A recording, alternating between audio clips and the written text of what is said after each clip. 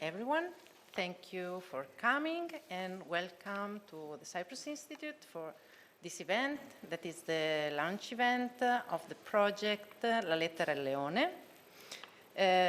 We hope we will enjoy this couple of hours presenting our team, our group of researchers, and this project that hopefully will be the first step towards many others.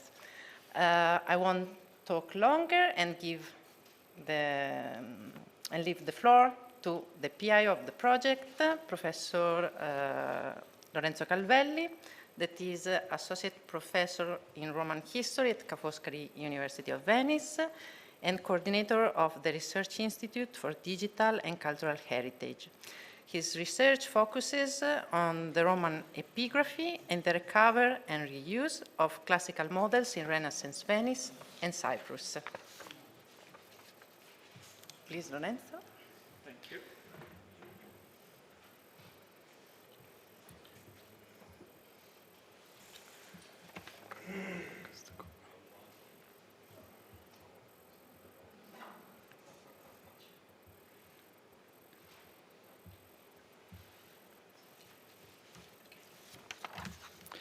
Thank you. Thank you, Mia.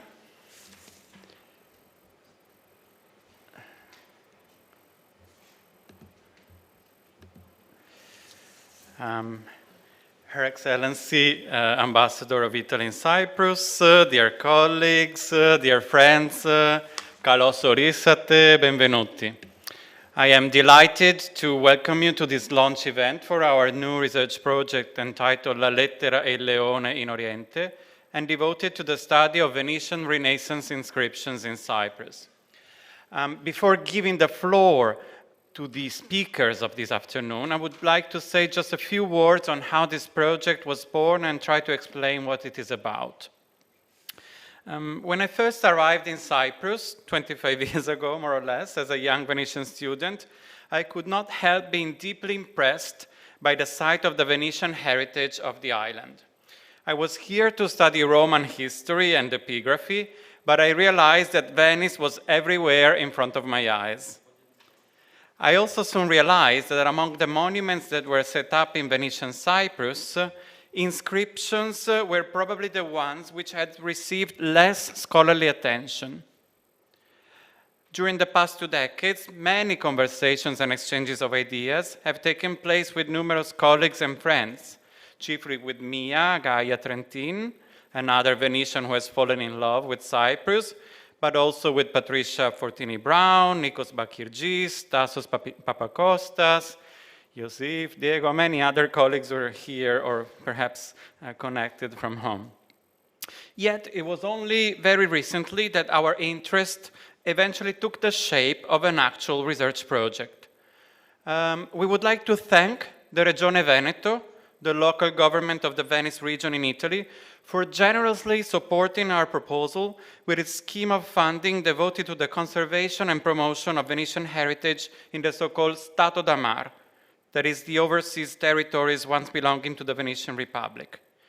Our project is coordinated by the Ca' Foscari University of Venice and has the Cyprus Institute as its main foreign partner in Cyprus. We shall obviously work under the supervision of the Department of Antiquities of the Republic of Cyprus, to whom we are grateful for their constant and precious cooperation and advice. Other strategic partners include the Embassy of Italy in Nicosia, the Dante Alighieri Society, and the Ios Epiphanios Academy, based in the Famagusta district, as well as the Ateneo Veneto in Venice. We shall have the pleasure to introduce representatives from these institutions in a few moments, but before doing so, I would like to spend some more words on the reasons that prompted us to develop these projects and on its goals. In fact, aside from our fascination with the Venetian heritage of Cyprus, there's a strong scientific rationale that calls for a study of inscribed monuments from the island dating to the Venetian times. We live in a society where written communication and social media play a crucial role. When referring to epigraphy, we often think of it as a remote and obscure discipline that studies old stones. but on the contrary, epigraphy is a very innovative and proactive science that studies communication through written media. In the 1980s, the great Italian paleographer Armando Petrucci defined the concept of scritture esposte, that is, writings for public display, and identified monumental inscriptions as a form of communication media intended for reading at a distance by multiple readers and large groups of public. Petrucci considered that the formal nature of inscriptions called for the highest level of written expression. During the late 15th and 16th centuries, in Cyprus too, inscribed monuments served as a means of self-promotion used by the Venetian rulers to underscore their impact on the cosmopolitan society of the island. Numerous public and private inscriptions were set up across Cyprus, promoting the activities of the Serenissima in the military field and in civic administration. Writings for public display were embedded in the urban fabric of Nicosia and Famagusta and other cities as well, where they were located along the imposing city walls, on the fortifications, on the remains of public buildings, and on other significant monuments related to Venetian power and identity. The epigraphic production of Venetian Cyprus combined the use of Latin as a language and the humanistic capital script, which imitates ancient Roman models. Inscriptions were often associated to the figure of the crowned lion of St. Mark to emphasize the role of the Serenissima. Their position well exemplifies the communication strategy implemented by the Venetian authorities, thanks to the deployment of symbols which were widely diffused throughout the territories of the Stato da Mare. Our project has 4 main goals. The first is to document and inscribe monuments of Venetian Cyprus through high-resolution digital photographs. The second is to better understand the context for which inscriptions were produced, also by creating 3D models. We will then study the inscribed monuments and their features in order to identify their production workshops and geographic origin. Finally, we will create an open-access digital resource hosted here at the Cyprus Institute, where our data will be accessible to scholars and to the broader public. Since our funding is quite limited, we must admit that, as a start, we have decided for the time being to begin by focusing on public inscriptions, by which we intend those monuments that were officially set up by the Venetian authorities or by individuals in their capacity of magistrates of some sort. In the future, we also plan to include private monuments, and in particular funeral inscriptions and graffiti. It is our hope that this project will serve as a pilot scheme for future research, which will draw fresh attention to the material evidence left by Venice in Cyprus and will help us better understand the connections of the island with the rest of the Stato da Mare in a long-term perspective. Thank you.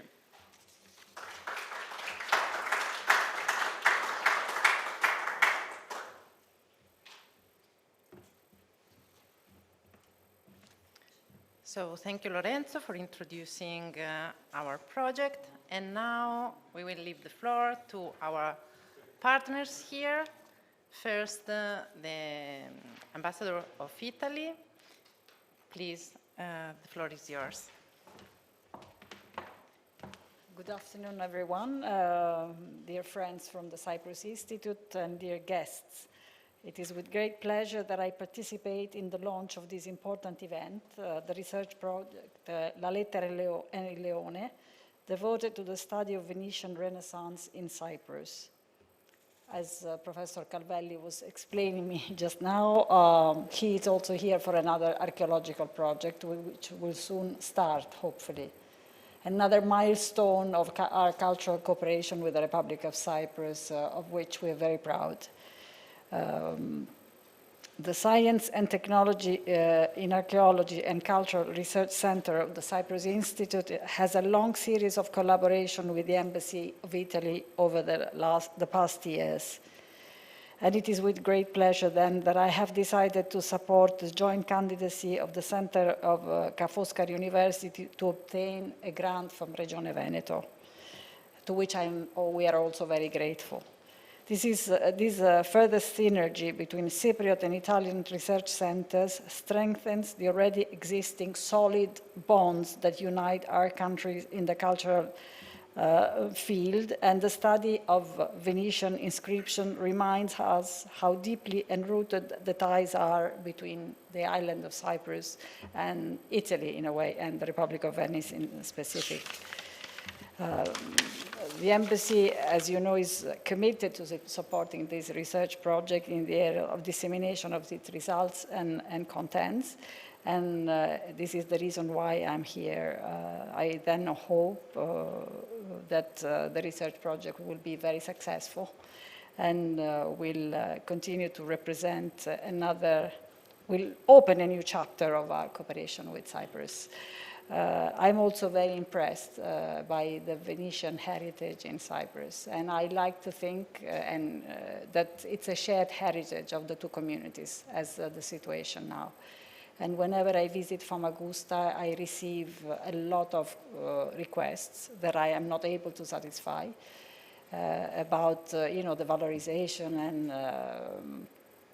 also creation of touristic networks that could also enlighten the past of Famagusta and bring it back to life, possibly. It's difficult to answer to their requests because the communication with TRNC, it's kind of difficult for us and we cannot finance them in any way. But still, I like to think that this past unites the two communities, and their request will also benefit from your studies and your engagement. So thank you very much again.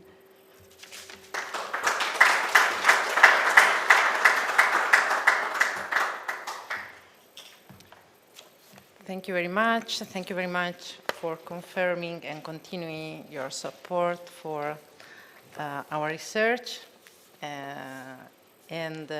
Now we will introduce the second partner of the project with Umberto Mondini, representing the Dante Alighieri Society here in Cyprus.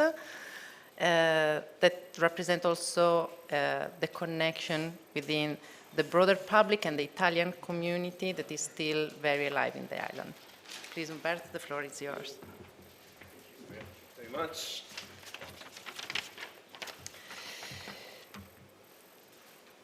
Good afternoon, Your Excellencies, Your Excellence, professors, distinguished guests, and thank you very much to me and Lorenzo for inviting me to this meeting. As Mia said, I'm the president of the Dante Alighieri, the Italian Institute of Culture and Language. And our committee depends on the Minister of Education and the Italian Minister of Foreign Affairs. I was very pleased when Mia Trentin asked me to participate to this project, Venetian Inscription in Cyprus. Also because the relationship between Cyprus and Venice has been the subject of numerous conferences and events carried out by our committee. For instance, the meeting with the mayor of Rovigo a few years ago, in which we remember the intervention of the Giulio Savorgnan, who between 1567 and 1568 designed the new fortification of Nicosia and supervises his construction. As soon as this work was completed, Savorgnan was called in 1593 by the Serenissima Republic to build a new fortress near the town of Palma, which later assumed the name of Palmanova. And the walls of the two cities are absolutely identical, or almost. Mr. Mirko Bortoluzzi gave a lecture at the Dante Alighieri entitled The Adriatic Twinning and the Return of the Venetian Lion in Cyprus. Il gemellaggio adriatico e il ritorno del leone di Cipro a Larnaca. Regarding the delivery of the Lion of St. Mark sent to Cyprus by Mr. Bortoluzzi, and which is now exposed in the square that should have been called Serenissima on the seafront of Larnaca, near the castle, the old castle. This was followed by a ceremony in which the city of Larnaca received for a year the ring of the Doge of Venice that was held in May 2010 with a full year of cultural exchanges between the two cities. Dr. Consuelo Ballarino, Vice President of the Dante Alighieri, gave a lecture at the University of Cyprus about Caterina Cornaro, the last Queen of Cyprus, during the International Conference on Women Who Made History, organized by the Cyprus Committee of the Dante Alighieri, the University of Nicosia, and the International Center of Art and Humanities of Cyprus. And this is just to recall the most important, but not forgetting the conference on Venetian linguistic persistence in dialect of Cyprus. Culinary traditions remain in the traditional Cypriot cuisine. I therefore hope that this project will have the success that it deserves, and Dante of Cyprus will always be available to collaborate in these scientific goals. So I just must wish Mia and Lorenzo and their team good work. Thank you very much.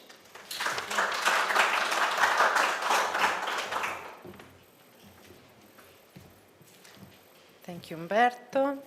And now I'm very pleased to introduce our next partner, that is a local partner, the Aios Epifanios Academy, and it's here Cristina Kakura to give us a welcome address. Please, Cristina, the floor is yours. Good afternoon. Thank you for the invitation. Distinguished guests, dear colleagues, dear friends, it is my pleasure to be given this opportunity to say a few words today at the launch of the Lettera and the Leone Venetian Epigraphs on Cyprus project on behalf of the Aios Epifanios Cultural Academy, Institute of Studies, Research and Culture. To the Aios Epifanios Academy, based in the Agia Napa Monastery, which is a landmark of the Venetian period, the project's results will be of great significance. It's through our activities we aim primarily to advance research on cultural and religious heritage, particularly in the Famagusta district. Through the project, we all embark on a journey of discovery. Lorenzo gave us many details of that, and we will learn more about it afterwards. And this discovery, we're certain that it will unearth forgotten narratives and will provide fresh insights into the complex interactions that have shaped Cyprus, of course, through the use of digital tools and technology, which the Cyprus Institute is an expert on. As Lorenzo already mentioned, the project also connects with the wider community, and by making the results of the research accessible through the online platform, which is also of our interest, especially for the Famagusta district, the project invites us all to become engaged through with aspects of our past. In closing, I would like to thank and congratulate the scientific team for their efforts in bringing this project to fruition. And we anticipate the results of the collective effort that will illuminate aspects of our past and our present. Thank you.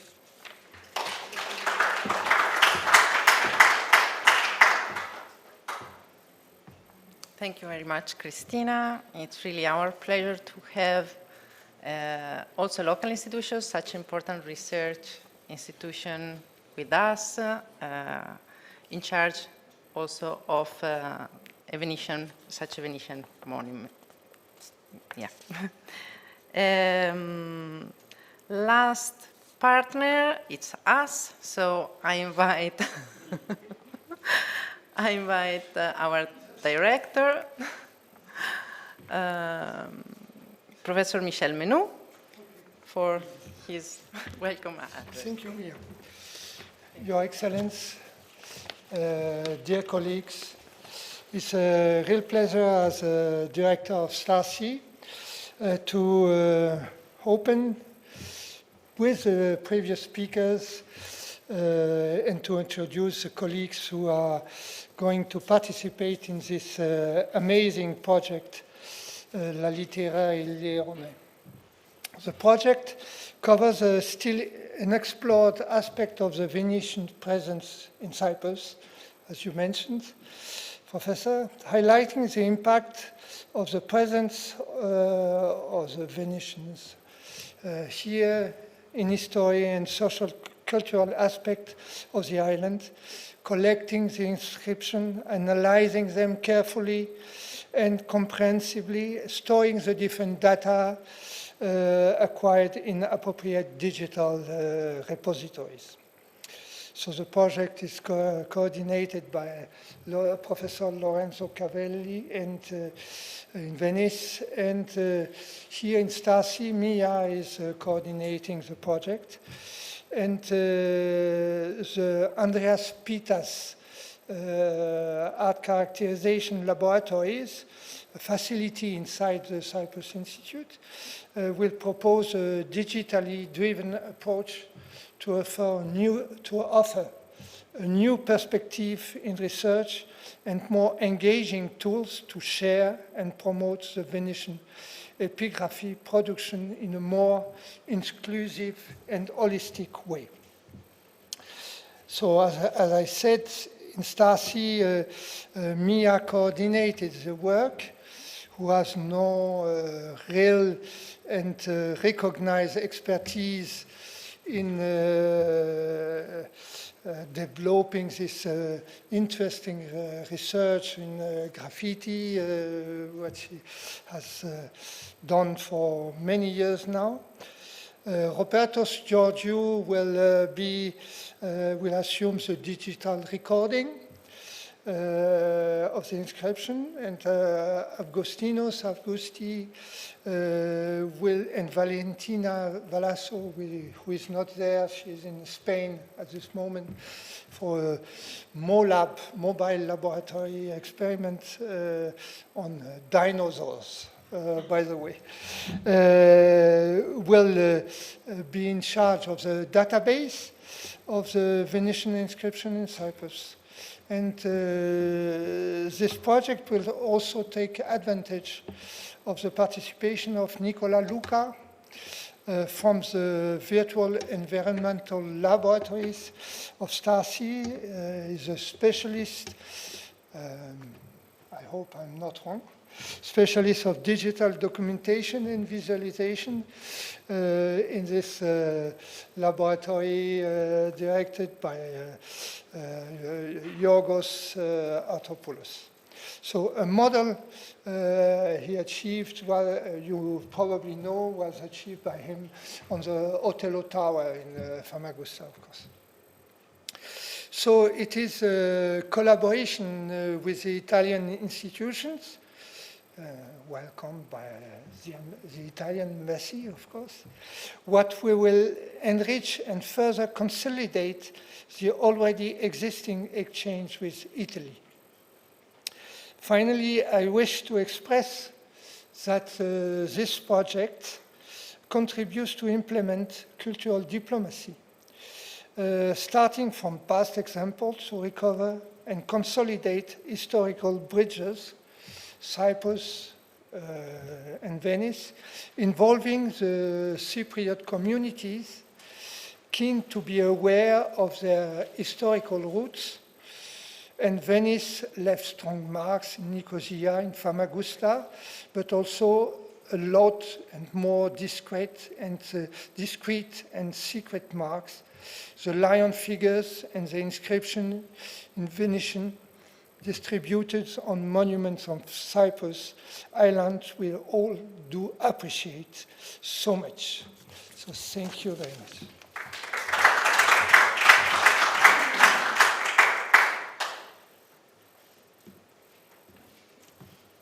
Thank you, Michel. So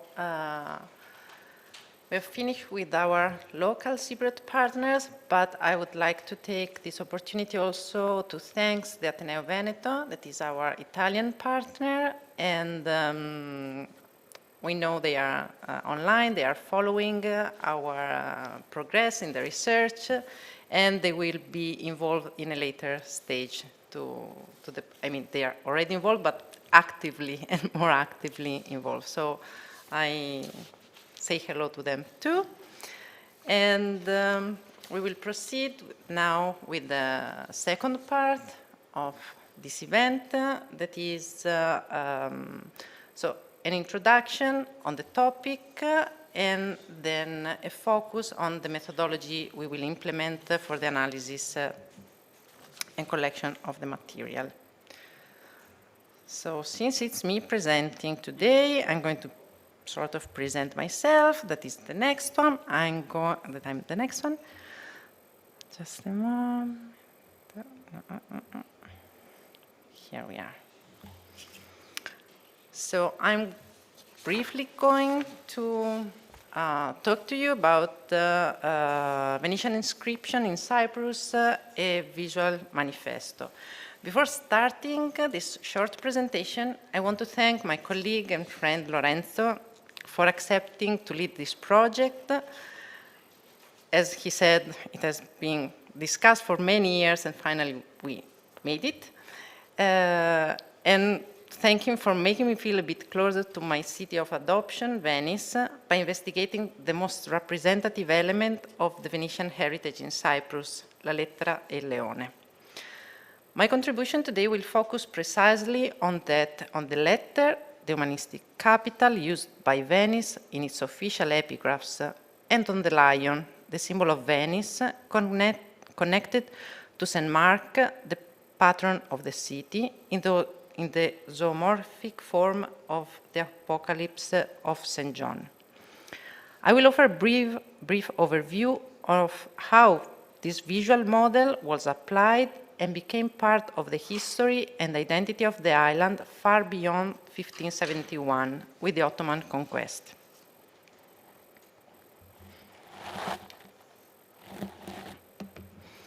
So around the 14th century, Venice started what today we would call a branding process by creating a distinct and recognizable visual identity through the association of the humanistic capital and the lion that were displayed all across its land and sea territories, from central northern Italy to the extreme east with Cyprus.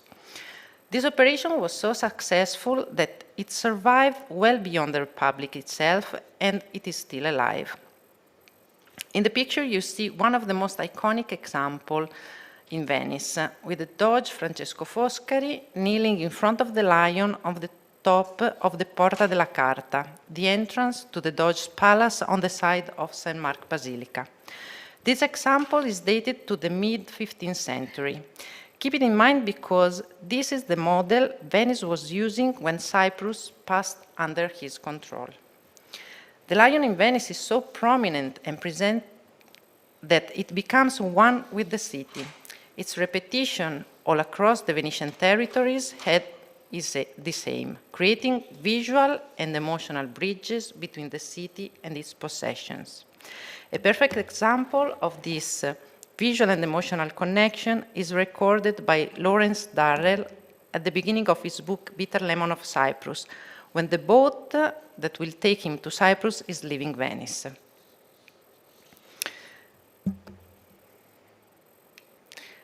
But let's focus on Cyprus now and see what is the epigraphic situation before Venice's arrival.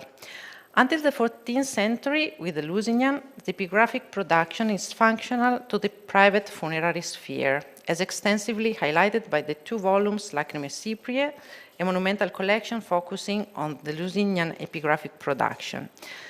This trend was described by Petrucci for Italy and Central Europe too, highlighting that it was only in the 11th century that official inscriptions started spreading again across the city and public monuments, fostered by the political powers developing in the cities.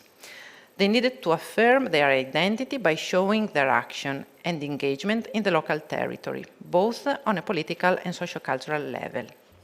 A first example in Cyprus of public epigraphy is in Famagosta, on the external south wall of Lala Mustafa Pasha Mosque, the former church of St. Nicholas. It is a commemorative epigraph of the restoration of St. Nicholas Church, dated 1311. It is a 10-line of text in Unciales capital of French influence, as you can see, and it's engraved on two sides of a buttressed stone. The text is situated at a high level, and the letters are in a quite small space, resulting barely visible and for sure challenging to read. Moreover, the text is engraved on a building stone rather than on a specific stone slab, as usually are epigraphs, at least the one we know. The inscription was added to the building. It was not carved and planned as an object per se, representing, and it's a perfect example of the ongoing process of affirmation and awareness that is developing in this moment in official epigraphy in Cyprus. The situation changed when the island passes under the Venetian control, which is our project's exact starting point. As we said, Venice in the 15th century had already developed and extensively put in place epigraphs and lions all across its dominion. After Caterina Cornaro consigned the island to the Republic, a commemorative epigraphs, you see the text here, because today it's lost, but we had it transmitted by past witnesses. So this epigraph was realized, stating the official start of a new period. So we have to imagine that this was carved and placed in a relevant position, possibly in Famagosta. After the public inscriptions, the lion came too, in different examples, raising interesting questions about craftsmanship and the circulation of models and technical knowledge. The lion in Cyprus presents two peculiarities, as already mentioned by Lorenzo, that is the crown, which highlights the past royal status of Cyprus, and the fortress. So the introduction of new visual epigraphic models was combined with the focused location of the inscriptions, placed not only on visible position, such as on the bastions, but also in symbolic ones, such as on gates. And here you see one of the best examples, the Famagusta Sea Gate, where you can clearly see the position and composition recalling the Porta della Carta of the Doge's Palace we saw in Venice. Beyond the inscription and the physical characteristic, their location is crucial. And these are the two main focuses of our project that will analyze and study, on one side, the inscription in all their aspects, from their materiality and creation to their content and visual and communicative value, and on the other, their context and location, mapping the sites where they are preserved, tracing their interaction and impact in the urban and built landscape on the visual culture of the island. In the 80 years of the Venetian rule of the island, the Republic managed to mark the physical and sociocultural landscape, becoming a key element of the Cypriot identity. Aware of that, our project aims to explore and foster the study of the Venetian heritage and its legacy on the island, contributing to renewing the visual and emotional bridges built more than 5 centuries ago and still alive between the two islands. And here you see, of course, the very well-known Caterina Cornaro going back to Cyprus. To Venice, of course. So, I thank you. I finished my introduction, and now it's again.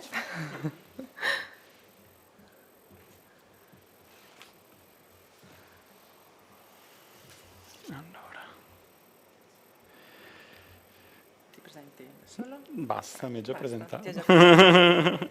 Neanche il titolo. No, va bene. All right, so I'm going to talk to you about rediscovering the epigraphic legacy of classical Cyprus in the Venetian period, genuine and forged inscriptions.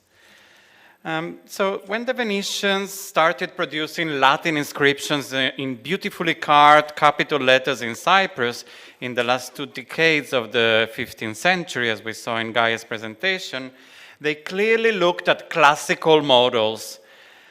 But what were exactly their sources of inspiration? Ancient Roman capital letters had been adopted for the first time in Venice for producing inscriptions which resembled the paleography of classical models back in the 1450s. One of the most celebrated examples of this early revival is the dedicatory epigraph carved on the monumental gateway of the Arsenale in Venice, itself one of the earliest Renaissance monuments of the city. The gate was built in 1460, and its foundation date is given in beautifully carved letters, which include ligatures, abbreviations, and smaller characters, as you can see. Around the same time, Felice Feliciano, a humanist and scribe who was born in Venetian-ruled Verona, was the first person to attempt to demonstrate how monumental capital letters were constructed, according to geometrical rules. In a manuscript kept at the Vatican Library, he presented an inscription. Here we can see the inscription on capital alphabet. Here we can see the letter M, complete with the shadows formed by the V-cut letters, along with specific instruction on how to draw each single letter on the basis of geometry. Feliciano used tools such as the straight edge and the compass, although some of his work was done freehand. Feliciano's sources of inspiration were the ancient Roman inscriptions which he had seen in the Roman towns of the Venice region, Aquileia, Padova, Verona, but also in the handwritten collection of epigraphic drawings produced by other humanists, such as the famous Syriac of Ancona. Syriac had been a celebrated merchant and humanist living in the first half of the 15th century and had notably traveled to several countries of the Eastern Mediterranean, including Cyprus. Here in Cyprus, Syriac had transcribed some ancient inscriptions, which can still be seen in manuscripts kept in Venice in the Marciana Library, or in Florence in the Laurentiana, in Padova, and in other libraries in Italy especially. So one of the research questions that our project will try to address is what exactly were the models that the Venetians adopted when they produced new humanistic inscriptions in Cyprus? Were they aware of the epigraphic cultures of the island in Roman times, or were they just exporting a different visual and textual archetype which was rooted back in the lapidary tradition of Rome and of northeastern Italy? We don't know the answer yet, but this is, in my view, one of the most challenging problems that we're going to face. And I believe that it will not be possible to solve it if we do not combine the paleographical analysis with that of the lithotypes. In other words, to understand if the Renaissance inscriptions of Cyprus were produced here locally or in Venice and then shipped to here, and to understand if they were modeled after specific classical prototypes, local Cypriot or Italian Roman, we must adopt an interdisciplinary approach which will associate epigraphy, but also archaeology, architectural history, and petrography, the analysis of the stones, as well as archival sources. But the classical past was used in Venetian Cyprus not only as a source of inspiration for inscriptions carved after Roman models. The relationship with the ancient world also included the creation of forgeries. One very well-known example is that of the discovery of the alleged tomb of Venus, which we may consider to be a perfect case of colonial archaeology staged by the Venetians in Cyprus. The central figure of this episode was Giovanni Matteo Bembo, nephew of famous Cardinal Pietro Bembo, one of the most active and learned Venetian statesmen in the mid-16th century. In 1548, during his 2-year appointment as Capitano di Famagosta, Bembo erected 2 monumental granite columns in the middle of Famagusta's main square and placed between them an ancient marble sarcophagus which became known as the Tomb of Venus. So to this day, the pillars are located towards the northeastern corner of the square in Famagusta, while the sarcophagus, by contrast, has been moved several times and is currently visible inside the area formerly occupied by the palazzo of the Venetian governors.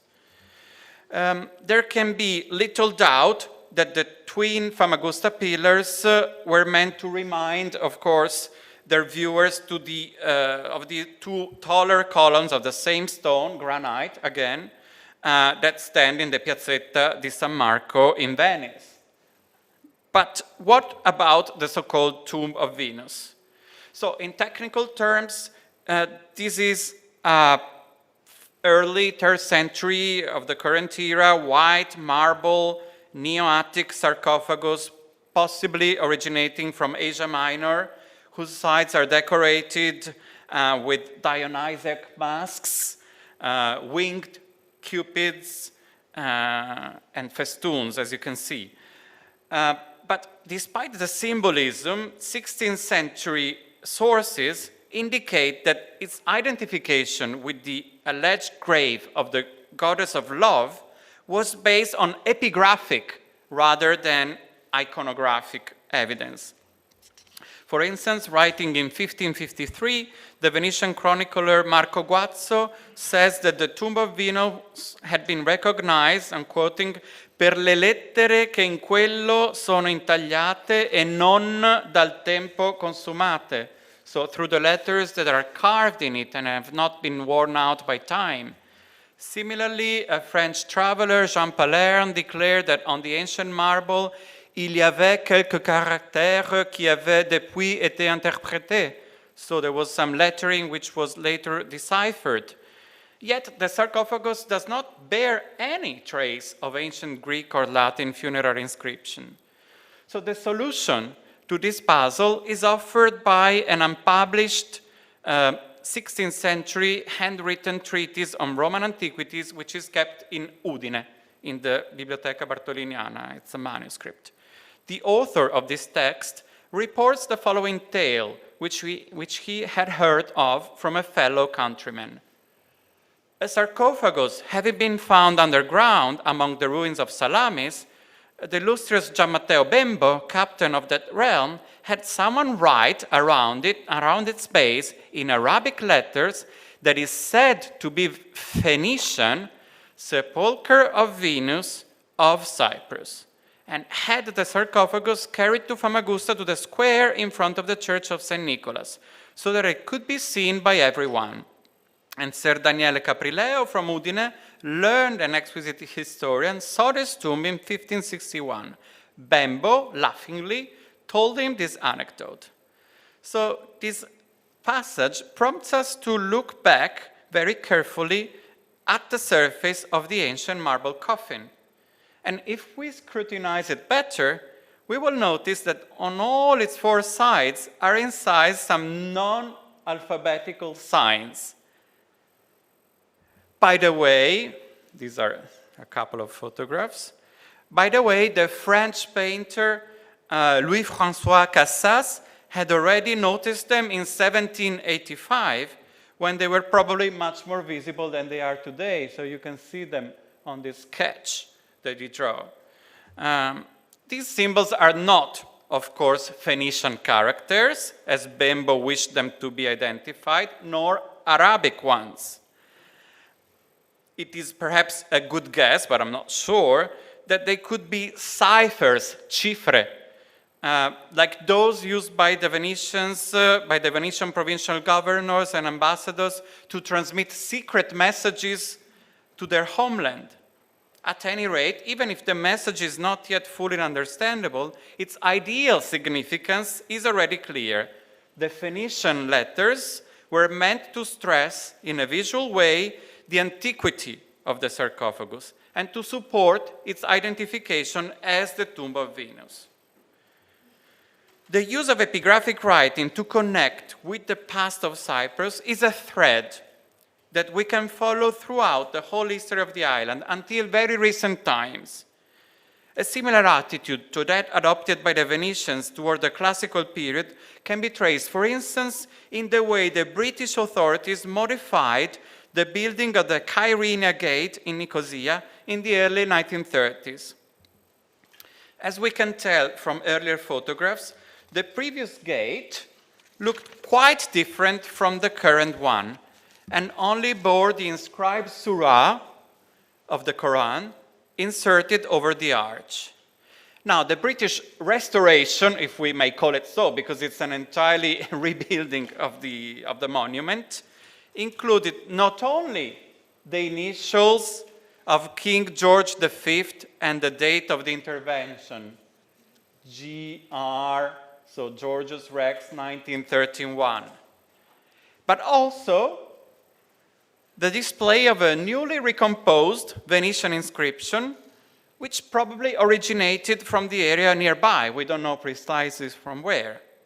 So this episode, and I conclude, demonstrates, in our view, how the branding of Venetian heritage through the so-called scritture esposte, displayed, public display writing, was so efficient and impactful that it still works today as a perfect communication media. Thank you.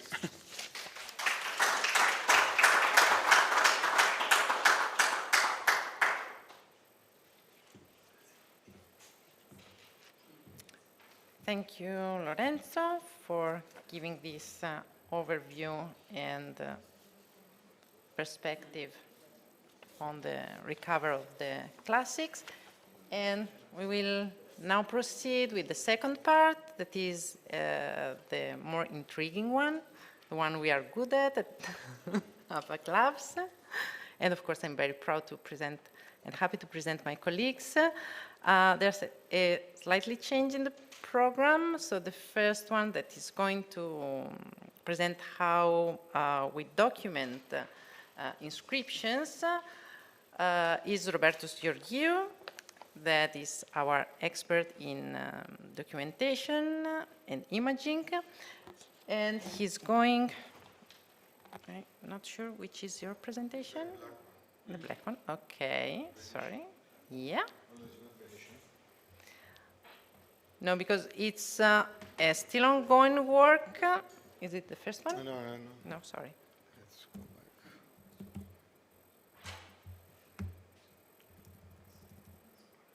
back. Okay, so Roberto, Okay. thank you very much. The floor is You have the floor. Okay.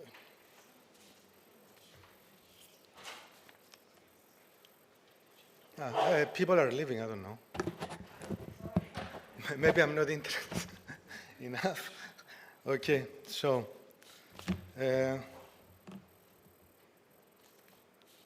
okay, my name is Robertos. I'm a senior technical digital imaging specialist at the Cyprus Institute, and today I'm going to speak about technical digital imaging methods for revealing, analyzing, and documenting inscriptions.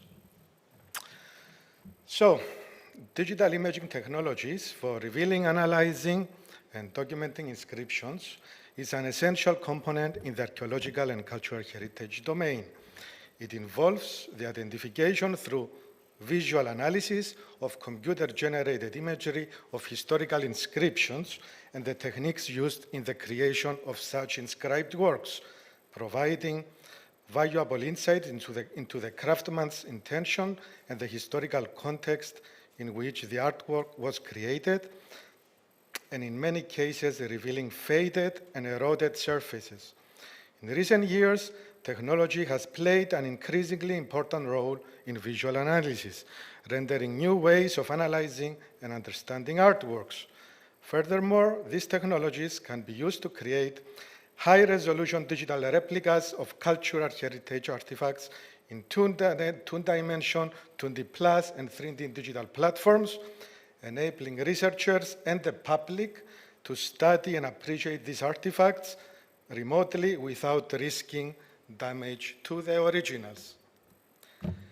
Taking into consideration the abundance of historical inscribed works in Cyprus, I will be focusing on 3 tech domains for capturing, processing, and documenting inscriptions efficiently in the lab, at the museum, and in situ. These methods are mainly used in research here in STAR-C and APAC labs, and span through various dimensions in computer-generated imagery with the elaboration of various specialized tools, and are based on multispectral, photometric, and 3D multisensory reconstruction approaches, which are passive and image-based or active sensor-based. Finally, in the recipe of documentation comes the digital preservation and provenance of the digital replica, which encapsulates digital born data that are the descriptive entities for metadata and parent data informations of each digitized inscription.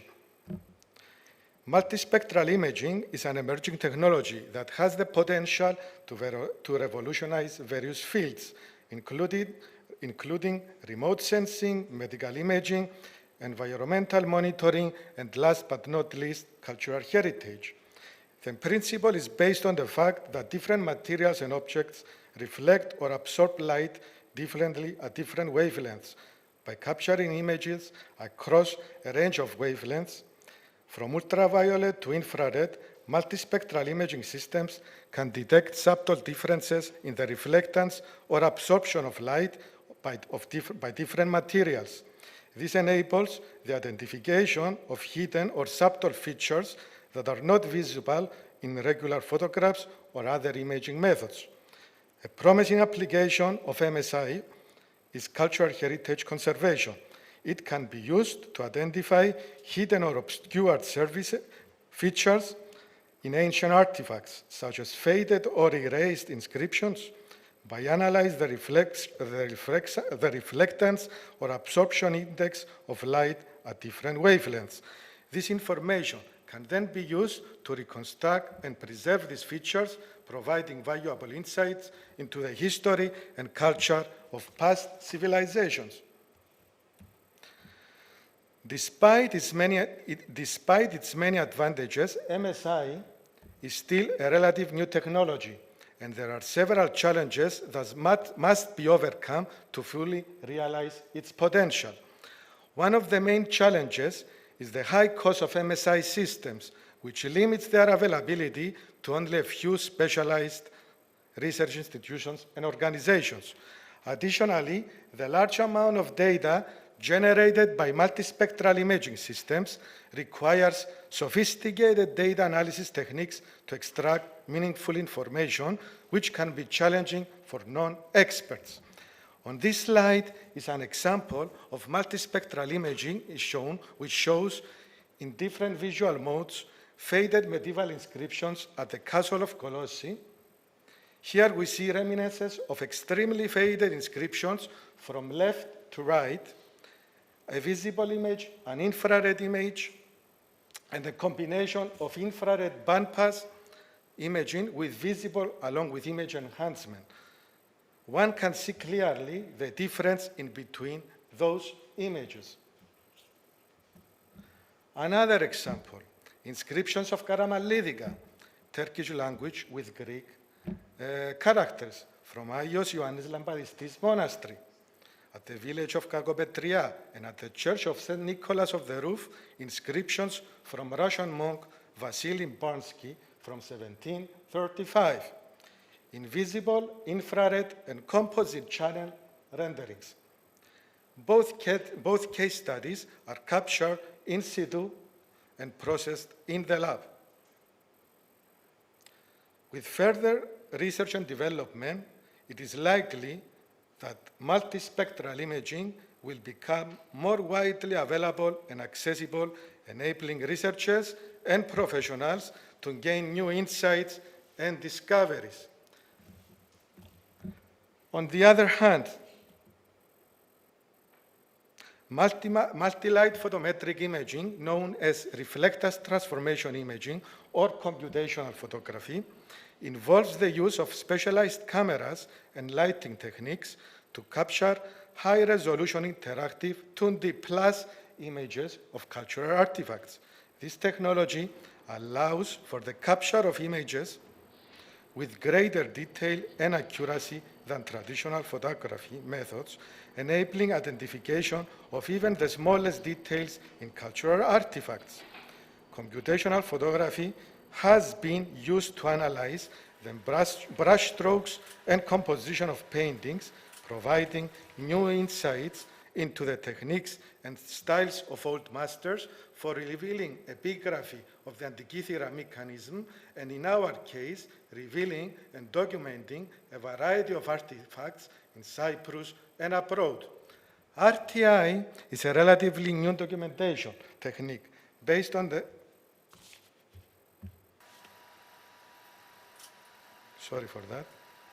RTI is a relatively new documentation technique based on research in polynomial texture mapping, first introduced in 2001 by scientists at the Hewlett-Packard Labs.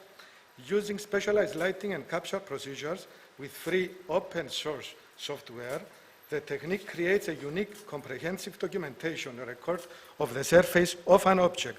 It can be performed with standard digital cameras and lighting equipment, and the procedures are incorporated into the workflow. RTI images have been captured with cameras mounted on stereo and compound microscopes, copy stands, tripods, and camera stands.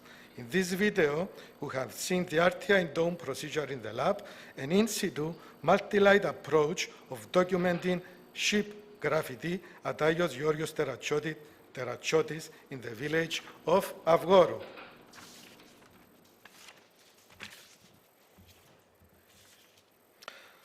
RTI is one of the growing number of computational imaging techniques. At its most basic, it requires the creation of a set of standard of images of the subject illuminated by a single light source held at different positions. In addition to providing an in-depth record of the subject surface, the image set can then be processed by a number of current applications. Because of the image set's significant potential for future use and the comprehensive documentation record it creates, the incorporation of RTI should be considered for documentation workflows. RTI is capable to render any type of relief or incision in any kind of material and can be performed in situ, in the museum, and in the lab under any kind of ambience. In APAC Lab, we have developed an RTI dome system in collaboration with the University of Southern California, and the procedure for capturing surfaces of artifacts in the lab is automated. In this video, we have seen the interaction of the user with a mapped multi-light digital surface of the whole northern wall of Agia Marina Church in Frenaros, which has ship graffiti and inscriptions of various kinds, and is conducted in collaboration with the archaeological unit of the University of Cyprus for the Garavi project. Moreover, during another case study, it's a digitization of UNESCO painted churches with the University of Illinois and Southern California. We have acquired inlay medieval graffiti of clay tiles. This time, an array of inscribed graffiti are located on the floor of Stavros Toiasmati at Platanistasa village. Since graffiti are located on the floor, we have adjusted the extrinsic parameters of the camera and the flash in order to capture images in a perpendicular to the floor manner. At APAC Labs, we are using two methods for 3D acquisition and generation of spatial geometry of inscribed surfaces. Photogrammetry, based on the most recent 3D reconstruction algorithm, which is structured from motion, and active-based methods, which are based on structural light scanning and measuring the three-dimensional shape of an object using projected light patterns. Photogrammetry is about measurement, the measuring of the imaging subject. to perform high-quality photographic measurement, the photographer capturing the dataset must follow a rule-based procedure. This procedure will guide users regarding how to configure, position, and orient the camera towards the imaging subject in a way that provides the most useful information to the processing software and minimize the uncertainty in the resulting measurements.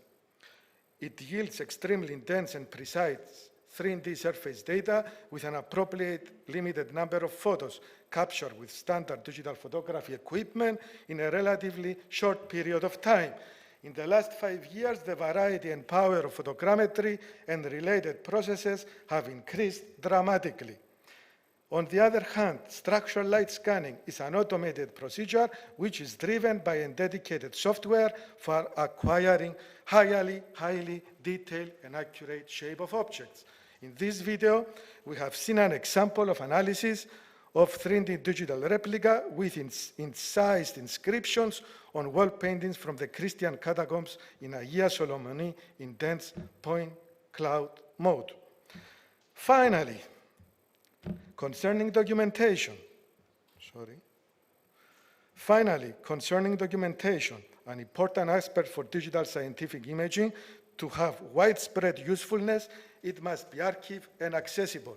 Digital board data describes the object legacy, metadata, and parent data are encapsulated in each digital replica by using the IPTC code interchange digital format, a recommendation scheme by Federal Agency's Digital Guidelines Initiative. To grow in value over time and to be legitimate, the imaging information must be designed to enhance its chances of long-term preservation and authenticity. So, ευχαριστώ, thank you.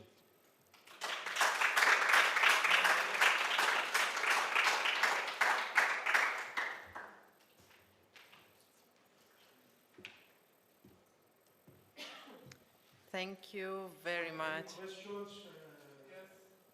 Sorry. Yeah. Sorry, I forgot about the question. Yes. Actually, it's not me. I'm just doing the technology. Stelios from the Cyprus, from the University of Cyprus, that's a teacher in Turkish, Greek, Turkish language, studies this in collaboration with us. He's using the technologies of documenting these interesting inscriptions of Karamallidika. Yes. Yes. Yes, indeed. Any other questions? Okay. Thank you. Thank you. Thank you very much, Roberto. And so after this focus on the specific documentation of the material, we can proceed and see how we can document the context of our inscriptions. And I invite Nicolas Lucas, that is a colleague from the Virtual Environment Lab, that accepted to this challenge and to get engaged again with this one, right? Yeah. Okay, so I will. That's good. And yeah, so. Can we have presenters view? Can we have presenters view? Show presenters view. Yeah. Should be this. Thank you. The floor is yours. Thank you, Mia. And thank you for involving me in this very interesting project. And so interesting. It's things we see all the time and we never pay attention, you know. So it was a good chance for me to learn a few things and about inscriptions. And I'm going to talk how we documented the Othello Tower in Famagusta and how we implemented these inscriptions in high resolution in the tower so they were more readable. And I'll just go ahead. I represent the Virtual Environments Lab, which is a lab at the Institute under STAR-C, like ABAC. And among other focuses, we do visualization and simulation of historic sites and their environment for scientific and educational purposes, and Othello Tower falls under this. And I'm gonna talk about the idea, like I did already kind of, is to implement these inscriptions in the tower. And I'm gonna talk briefly about the methodology. I'm not gonna go into too much detail as it gets too technical and kind of confusing. Of course, I'm open to questions at the end.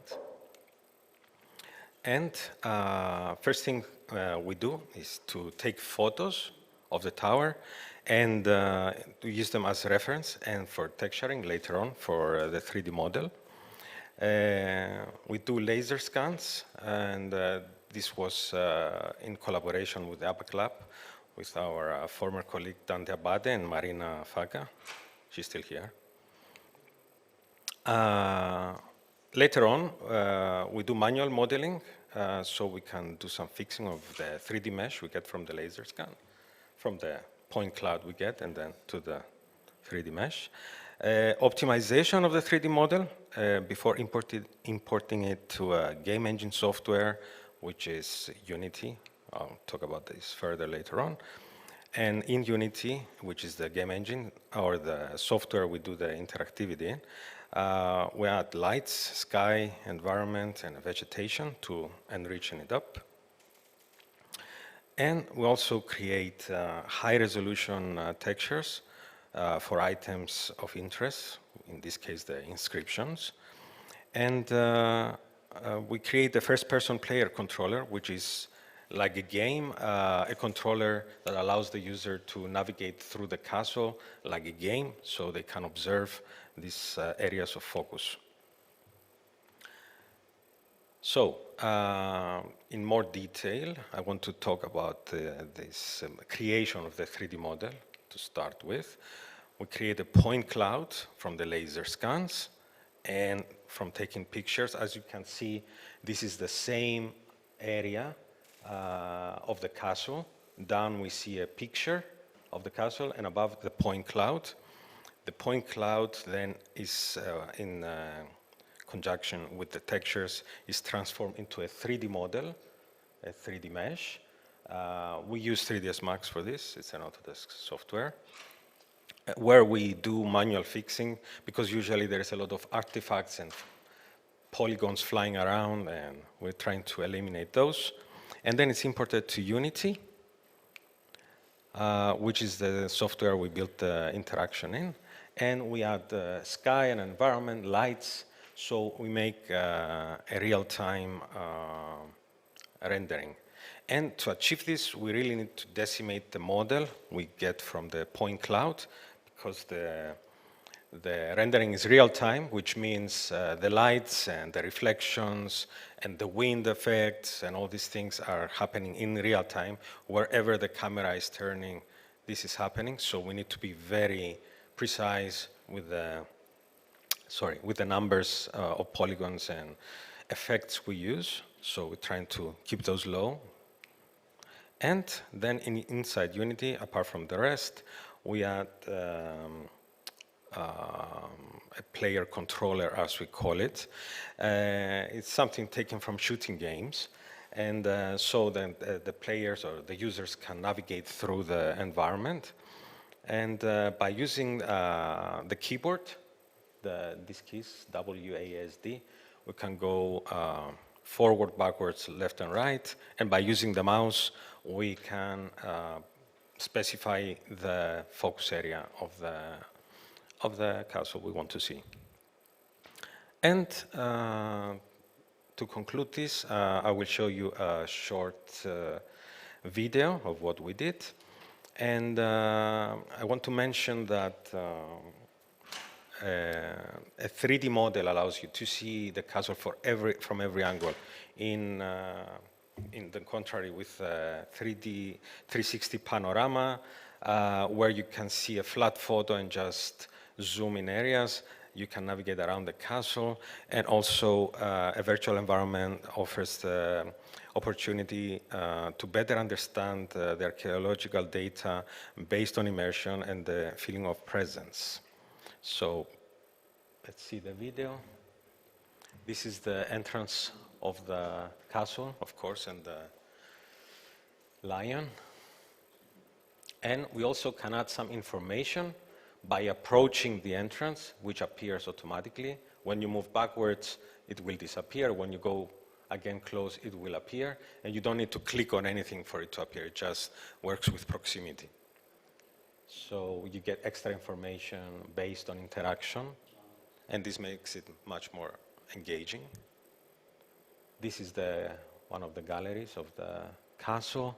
You can see the light effects. And again, while we approach the inscription on the floor, some information pops up. The user can read it, take their time. No rubbish around. We had to do a lot of cleaning, yes. Of course, it's helpful to do this prior to the laser scan. And this is it, the main area. Thank you very much.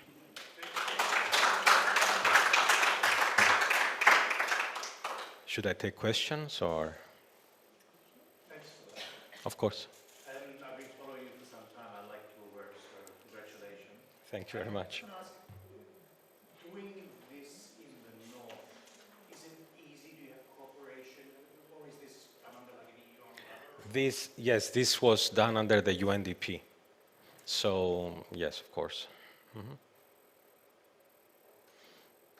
Okay, thank you very much. Thank you, Mia. Thank you. Thank you for sharing your magic with us. And now, least but not last, of course, Agostinos Augusti, that is a technical research specialist at Star C, and he accepted to prepare, to structure and build a specific database that we are going to use. We managed to have a prototype, and we decided to show you how it works connected with the Otello Towers. So we choose this site because it's one of the most representative. We need to do a small change with the, okay.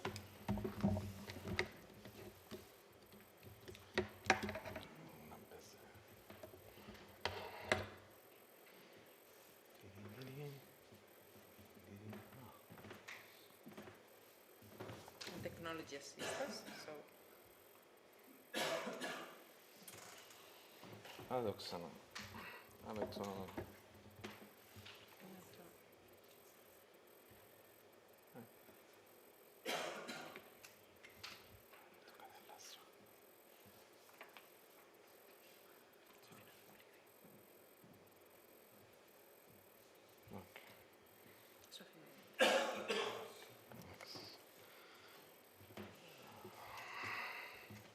Okay, thank you for having me.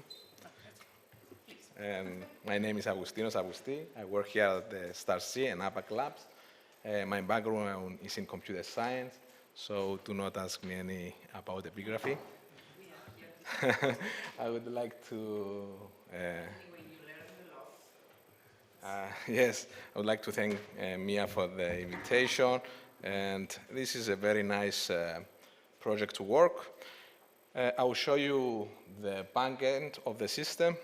So the main idea is to democratize this information to the public through the internet, and this is very important.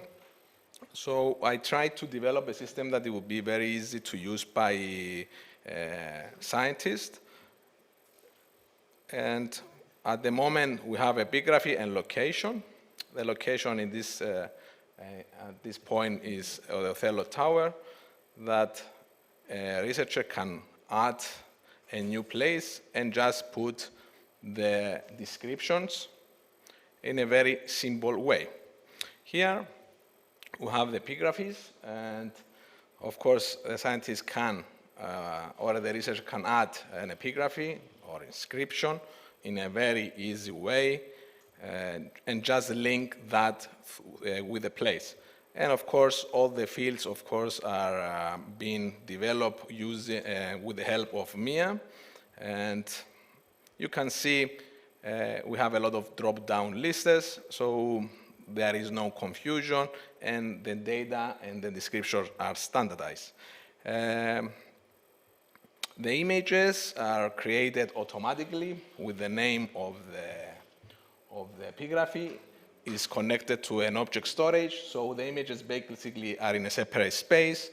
Then this allows us to have and handle a lot of data. So this, as I explained, is what the end user, the login users see and manage. And here is our front end, what the user will see. And of course, this is just a prototype. I'm still working on it. So we create a map. This map, it will auto-generate from the backend and put a little flag on each monument, on each place. So a user can click here and visit the specific place. So we can see the Othello Castle and a 3D model of that monument that is, of course, linked to our objects storage. There are, you can enlarge, of course, the 3D, and you can do a lot of calculations and measuring of walls, etc., etc. And here we can see all the information that they're once put in the backend. Also, we can see that there is 6 epigraphs related to the Othello Tower. And we can see here the 3, and of course we can load the other 3 in the back. I put that, so sometimes if you load a lot of image at once, it's a little bit slow. And if the user would like to see a specific epigraph, can see it here, and of course other related images. So these epigraphs have another 2 related images and a central one. And of course, all the related data is showing here. If from the content model in the backend something is missing, for example, if you don't fill up a specific, if you don't add materials, it's not going to show in the front end. That's why here you see a smaller list than the one that we have behind. And of course, those are some, the bibliography, the descriptions of the specific epigraphy. And that's it. It's a work on process, but I believe having this online, it will help a lot of researchers, scientists to study them and also compare them. And we can extend that to add epigraphies from Venice itself or from other countries, and it's a really nice tool. Thank you very much. If you have any questions, I'm happy to answer. No questions, that's a good sign. Thank you. Everything was clear and fantastic, so we are very happy and looking forward to start Thank you. working, yeah, filling up the... Filling up, yes.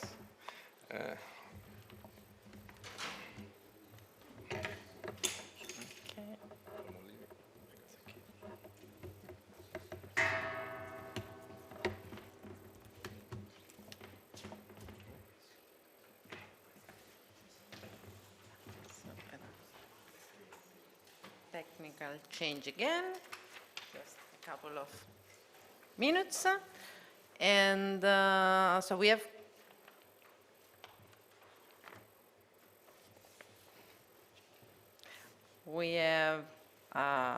finished with the part more focused on our research project, but we are very happy to already present you one of the step forward linked to this project that is the next archaeological campaign, again in collaboration with the university, led by the University of Venice, and we are very happy that we will be supporting you as local partner.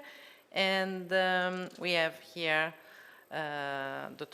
Professor Diego Calaon, that with Lorenzo Calvelli will present us. I think to read the title that is slightly changed. So, Archaeology, Community and Memory from the Early Christian to the 21st Century in Sotira. Diego Calaon is Associate Professor in Ancient Topography at the University of Venice, with particular emphasis on territorial and anthropological analysis related to the transformation of landscape. And he's very engaged in projects of public archaeology and community engagement. And he will tell us about this new project starting soon. Sono ciecata. No, full screen, sì. Sono ciecata oggi.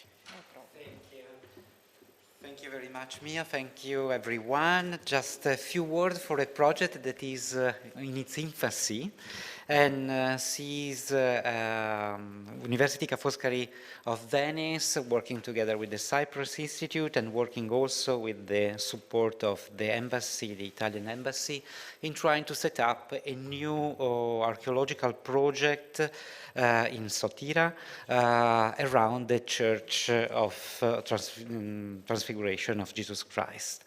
This project has a peculiar character because it entails the valorization of two elements of this church. One, it is in the inside of the church and is related to medieval frescoes, and one is outside. But the two things are very, very connected. For preserving the interiors of the church, it has been decided by the Department of Antiquities to reduce the pressure of level of humidity around the church itself. That is, it was used as a cemetery, local cemetery. Local cemeteries with a lot of tombs just reaching near the walls of the church, and also a nice garden. But this entails watering entails moisture levels, and it seems that it was at least one of the problems that create deterioration inside the church. During the years, various trenches has been opened to try to distance the cemetery area and the tree and the garden area from the church, and try to dry up the area. This is the eastern part of the church, how it is today, and for having these, it has been necessary to remove quite a lot of tombs. We are around of 200 tombs, local tombs, very recent ones that have been moved in the new local cemetery.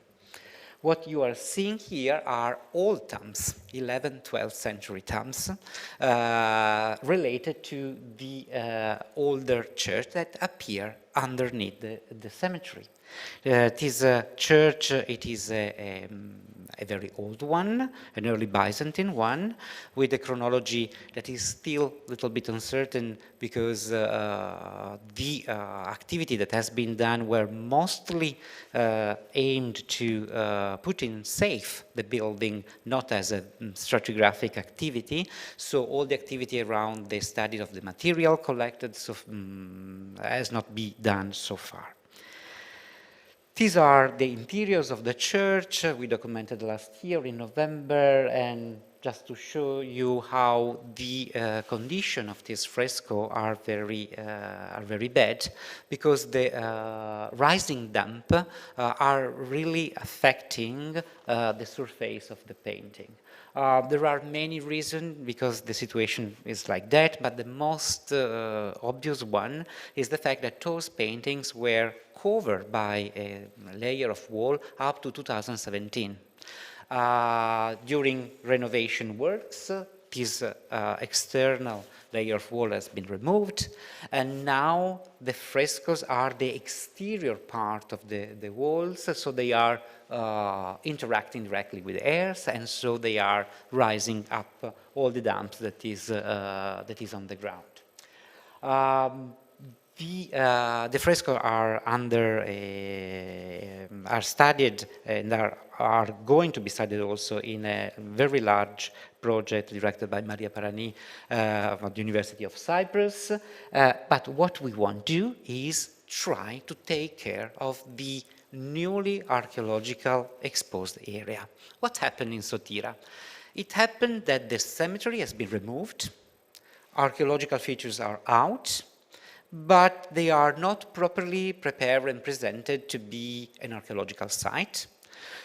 Some of them, yes, the one inside the porch, under this roof, but those one, for example, they are left as the archaeologists found them during the operation. The community and also the clergy community has some question mark now, what we have to do with them. We moved the thumbs, and so not all the community was happy with that.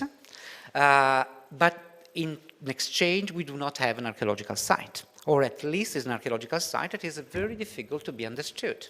If you walk there, you don't have a clear images what it was, because of course you need a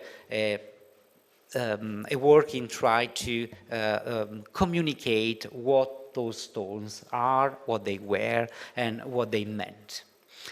The idea is to work strongly with the municipality, and so partner of the project will be the municipality of Sotira, of course, and the bishopric of Famagosta, Bishop Vassilos, try to set up a community archaeology project. So asking the community to work with us, with the archaeologists, and will be a joint theme, Italian and Cypriotic one, trying to work together for learning together what we have.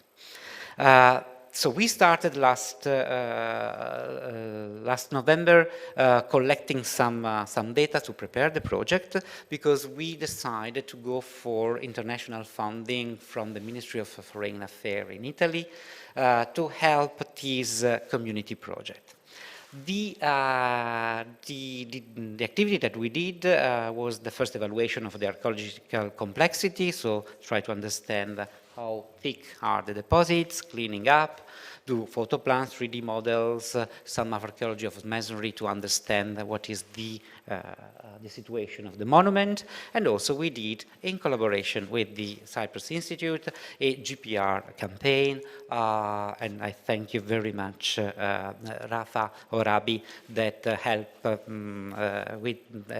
lot in doing the activity, and of course Mia Trentin, that was the key person in that.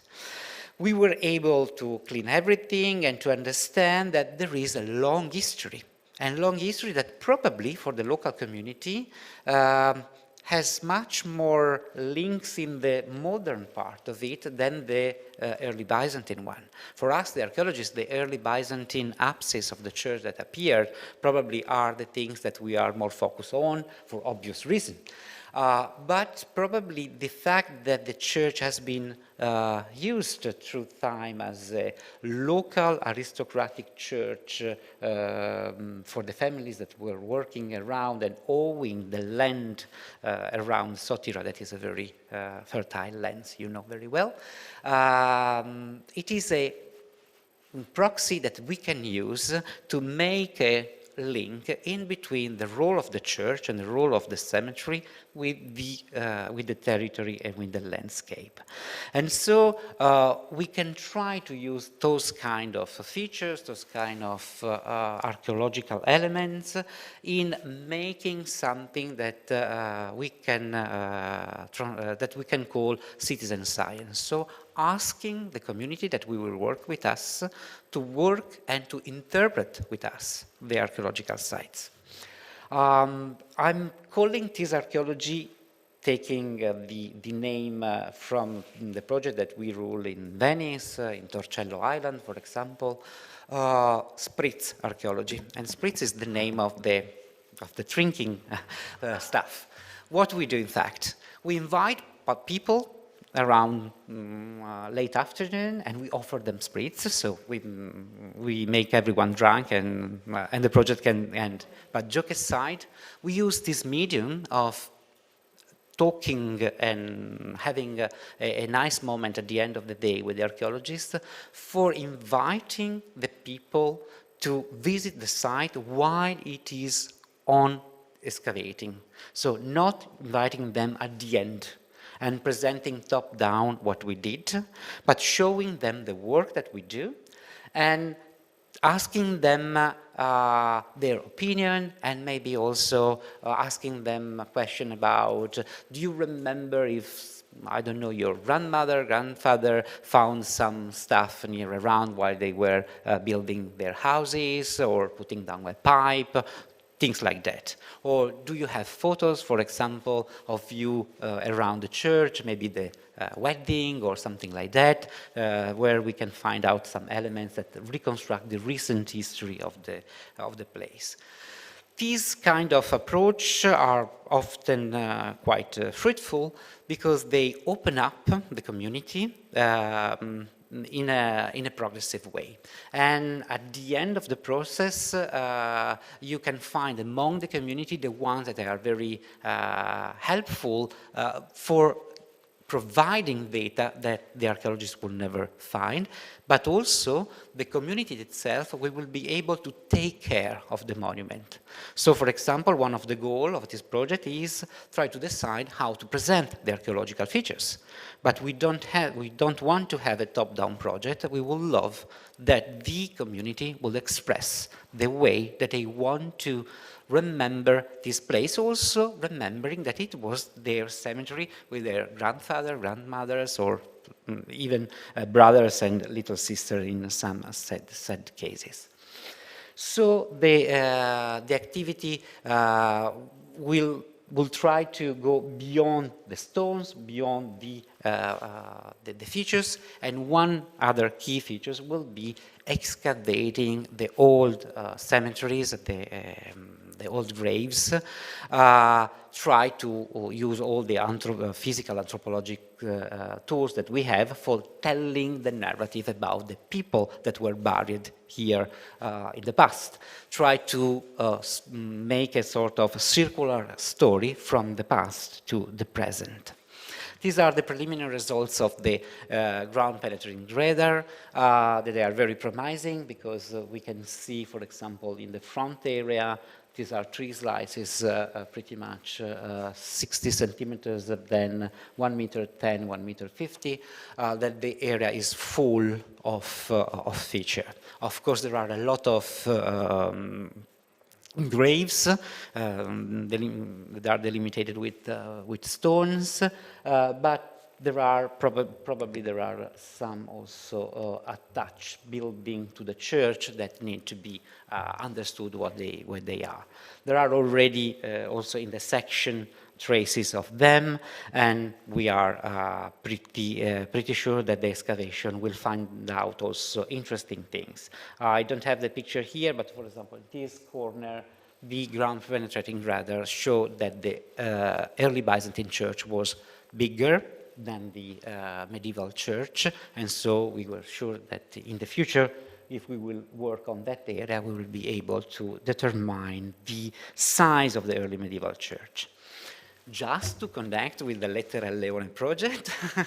And we would like to point out this epigraphy that is on the top of the entrance door of the Church of Sotira, that it is related to a systemation, a monumental setting that was there. Now you don't really appreciate it when we go into the church because it's under your feet and then under the boardwalk that led you in the church. That is a 16th century grave, monumental grave, the base of a monumental grave. That was one of these graves built on the sides of the church. In this case, was inside the chapel. Probably it was heavily decorated with marble and decoration and so on. And it probably has been dismantled at the end of 17th century. According to the stratigraphic data that we have, this is the basis. We are not completely sure, but the suggestion is quite nice, that those big funerary monuments could be related to a family, a local family, a local aristocratic family. And this epigraphy is naming Contarina d'Aquila, a young wife of the son of Placotos that was dead at the age of 20. Contarina. Contarina is such a Venetian name. It's such a Venetian name, family name, Contarini, dukes, high level, high ranking level. And it is one of these cases where we have those interrelationships in between communities that are not the monumental one, but are the one that made the landscape. Those aristocratic family, they were managing such a rich agricultural lands. Remember that is nearby the Paralimni area, the lake area, so water, quite important, of course. They were managing in a feudal way, with a lot of connection with the community of farmers, an area that it is not at the center of Famagusta, but of course it's making the richness of Famagusta. So studying one of these cases helps us to understand how the water management, the landscape, the agriculture were done. And so what we want to do in the following years is also a GIS approach on the late medieval and early modern landscape and agricultural transformation on the area. So starting from the early Byzantine church, but also leading up to the present. So towards a participate project and also reaching the stories of the people that are buried there, the people that are making the village that is also a village that recognizes the church and the monument in a very peculiar way. As you know better than me, in the village there are many people that recently moved there after the 70s, and so the recognition of the monument as your monuments, it takes time, because for many years Sotira people were thinking, many Sotira people were thinking that they were on about going back to their houses on the north. Now 40 years has passed and we know how it is the situation. So who is belonging to this monument? Is belonging to the church? Is belonging to the community or to the archaeology? We hope that putting together the bishopric, the municipality, the archaeological research, and spritzing together with the community, we are able to make a participate narrative that will bring back to the community a very interesting story that is still under the earth, under the soil. Thank you very much.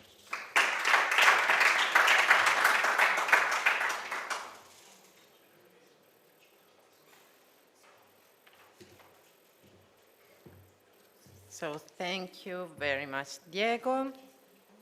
And we are really looking forward for this project to start and to come and join, of course, Esprit near at the end of the excavation, and much more, of course. So we are at the end, just before the closure of our event, and just as a conclusion, I will give the floor to Lorenzo once again, just to mention the next steps of the project and what is foreseen. Thank you. Thank you.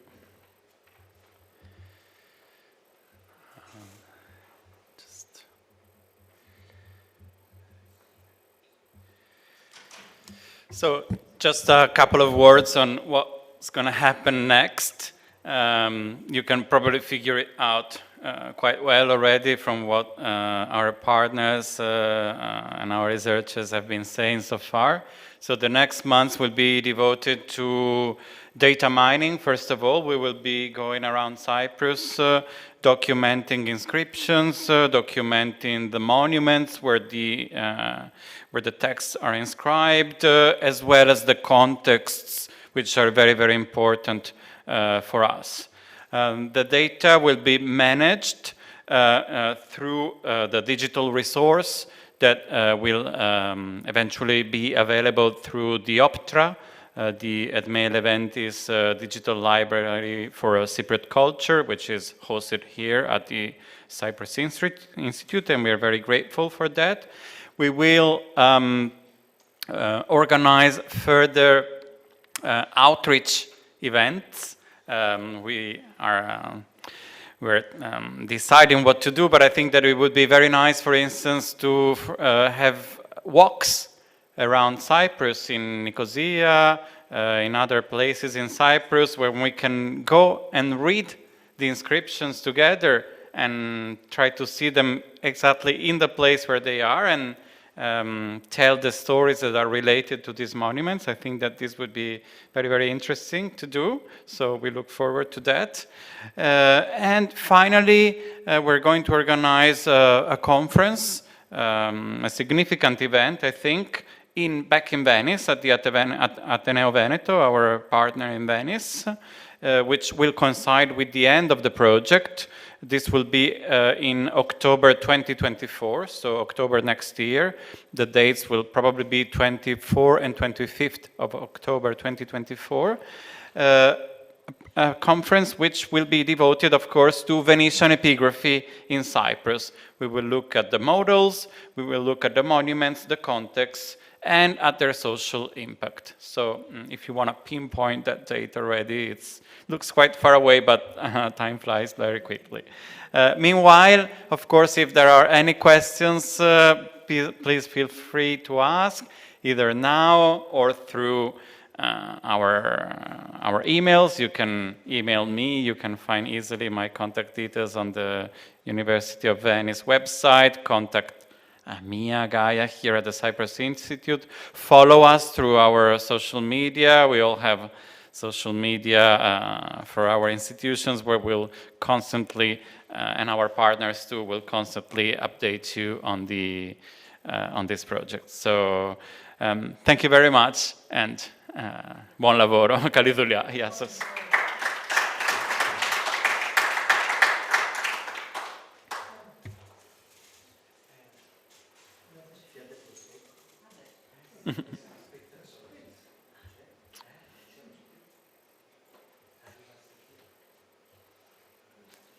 For those who